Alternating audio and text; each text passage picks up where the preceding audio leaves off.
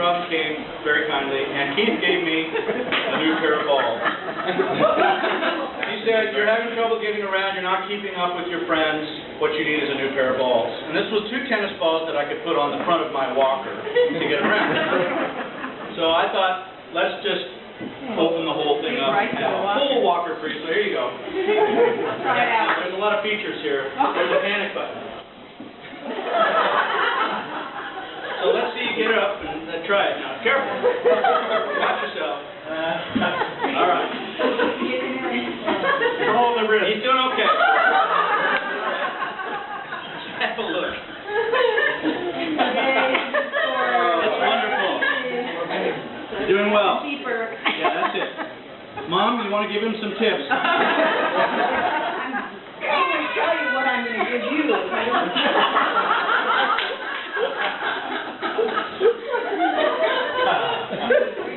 He's adapting surprisingly fast, I think.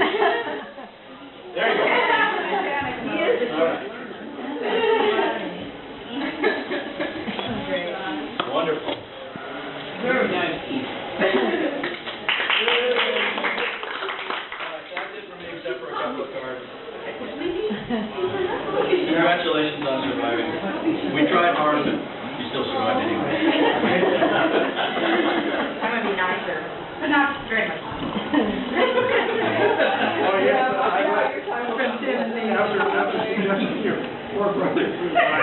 I have no control over him. He's older. Much older. You need the loss of control. So, part of our childhood was torturing Keith as the only boy with 3 girls. And one of the things that we did when we were camping was he would lie down in the back of the Pontiac station wagon, and he would put his glasses, which he needed to see, in the Kleenex box. He needed the Kleenex because he had some allergies and things.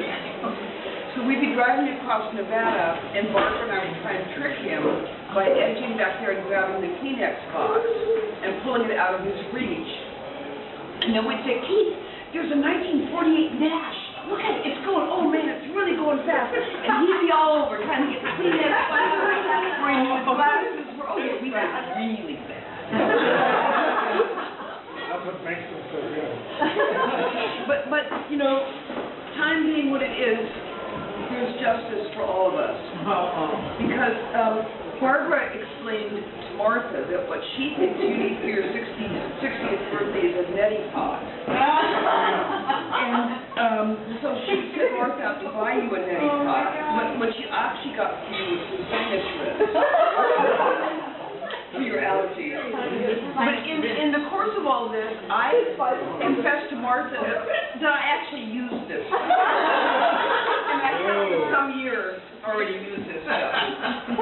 So Keith, you now have a sinus rinser. Wow. And you have 50 pre-mixed packets of something. Wow.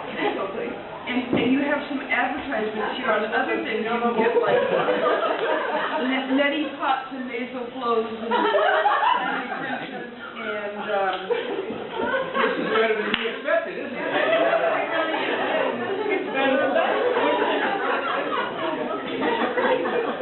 And it also tells you can get these things at Target, Walmart, Snyder's, Albertsons, Randall's, Menards. So I think you're covered, and they do a good job with your sinuses, I have to admit.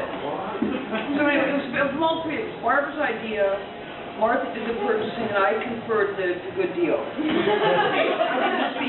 And I'm the witness to what a good thing it is for people of age. It said wrenching, and I thought this is what you had to do after you put on the hair dye.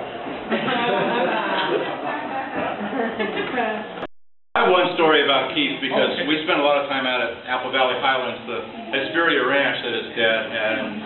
Yeah, with the rancho. We got the bright idea to stack 3 Joshua trees up into a teepee and then set them on fire. And observing our work for a while, we noticed a set of headlights coming up the oiled road for a long way, and he was driving really fast. You shouldn't be driving this fast on the oil road, but turned out it was a Forest Service guy, and he thought the desert was on fire, because this was making quite a large, 60-foot-high flame.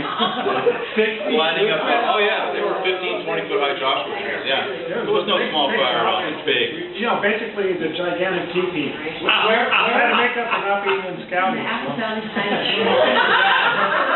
Where? Right in front of the house, where the fire pit was. Yeah, right in front of the house. Yeah. Well, it was 35 feet away. I mean, it's back down where they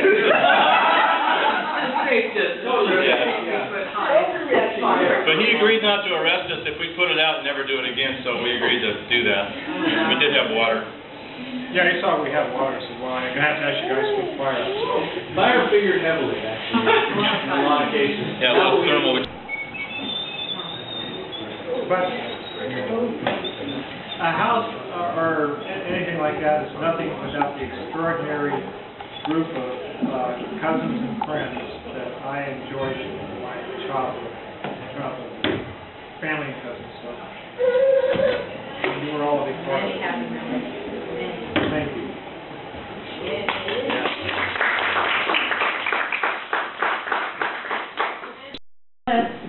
you for having all of your kids to have fun with the Gemmills. Yeah. Wonderful.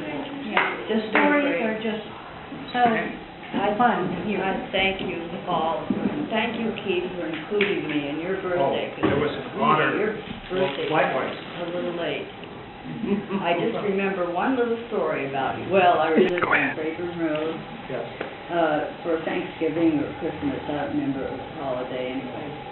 And when I walked in, you had a little erector set thing. You had a little thing with a electric motor connected to it. You were in a diaper and nothing else because your mom was too busy in Christmas at the moment. And you were walking all around the room trying to find a place to plug it in. Oh.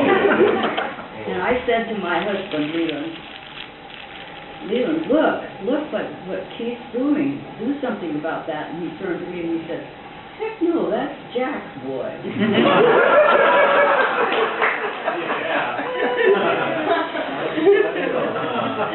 And you survived. Thank God. Well, it was lovely, and thank you all for coming and meeting some new friends too. That was lovely. Thank you. And Matthew coming from so far away just for birthday. Yeah.